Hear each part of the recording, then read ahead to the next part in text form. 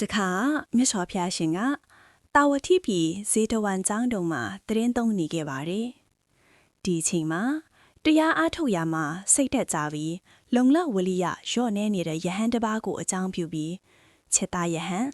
တင်ဟာအရင်ဘဝတုန်းကတော့ကြောက်ဖျားကြီးကိုတောင်ဇွဲနဲ့ခွဲပြီးလူပေါင်းများစွာကိုရေးတိုက်ကျွေးခဲ့ဖူးသူပါဆိုပြီးဒီဇက်တော်ကိုဟောကြားခဲ့ပါတယ်။ရှေးဒီယောခါက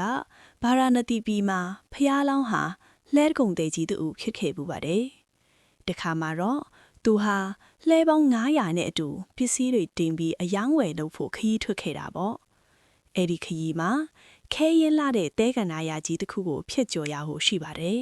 ။တဲကန္နာယာဆိုတဲ့အတိုင်းနေပဲဆိုရင်တဲတွေကမီးခဲလိုပူလောင်နေတာကြောင့်ခရီးသွားလို့မရပါဘူး။ဒါကြောင့်သူတို့အဖွဲ့ဟာ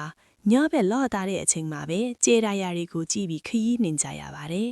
။ခရီးဆွလာတာရက်တော်ကြလို့တဲကန်နာယာရဲ့အဆုံးကိုရောက်ခါနီညတညမှာပေါ့။ကုံသေးကြီးဟာလမ်းပြဖြစ်တဲ့သူကိုဒီညတော့ငါတို့တဲကန်နာယာထဲကလွတ်တော့မယ်။ဒါကြောင့်မလိုအပ်တဲ့တောက်ရည်တွေနဲ့ထင်းတွေကိုလှဲလိအောင်အကုန်သွန်ပစ်ခဲ့ကြလို့အမိန့်ပေးလိုက်တယ်။ဒါပေမဲ့ကံကြမ္မာကမျက်နှာသာမပြီးခဲ့ဘူးကြာ။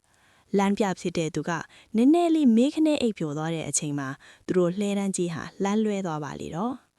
မနက်လင်းလွတ်ကြည့်လိုက်တဲ့အခါမှာတော့သူတို့ဟာရောက်ခဲ့တဲ့နေရာဟောင်းကိုပဲပြန်ရောက်နေတာကိုတွေ့လိုက်ရတယ်။အားလုံးစိတ်ပြတ်သွားတာပေါ့။တောက်ရည်လည်းမရှိတော့ဘူးထင်းလည်းမရှိတော့ဘူး။ငါတို့တော့ဒီတဲပင်မှာပဲတည်ရတော့မယ်ဆိုပြီးလူရီရောနွားတွေပါခြေပြလက်ပြလဲကြကုန်ကြတယ်။ဒါပေမဲ့ဖះလောင်းကုန်တေကြီးကတော့အားမလျှော့ဘူးဗျာ။သူကလူကြီးတိတ်တဲ့အချိန်မှာတဲပင်ပေါ်လမ်းလျှော့ရင်းစူးစမ်းလိုက်တဲ့အခါမျက်ပင်စိမ့်စိမ့်နီးတပင်ကိုတွေ့လိုက်တယ်။ဒီနေရာမှာမျက်ရှိရင်အောက်မှာရေရှိရမယ်ဆိုပြီးသူကယုံကြည်တယ်။ဒါကြောင့်သူ့လူတွေကိုအတင်းနိုးပြီးရေတွင်းတူးခိုင်းပါတယ်။အတန်60လောက်ထိတူးလိုက်တဲ့အခါမှာတော့ကြောက်ဖျားကြီးတစ်ခုခံနေပြန်ရော။လူတွေကမရတော့ဘူးကြောက်ကြီးခံနေပြီဆိုပြီးလက်လျှော့ကြပြန်ရော။ဒါပေမဲ့ကုံသေးကြီးကသူ့အရက်အကျွေးလူလန်လေးကိုမင်းဇွဲမလျှော့ပါနဲ့ဒီကြောက်ဖျားကိုထူခွဲလိုက်စမ်းလို့အားပေးလိုက်တယ်။အဲ့ဒီလူလင်လေးကလည်းသူ့သခင်ကိုယုံကြည်ပြီးတူနဲ့အားကုန်လွဲပြီးမရက်မနထူခွဲလိုက်တဲ့အခါမှာတော့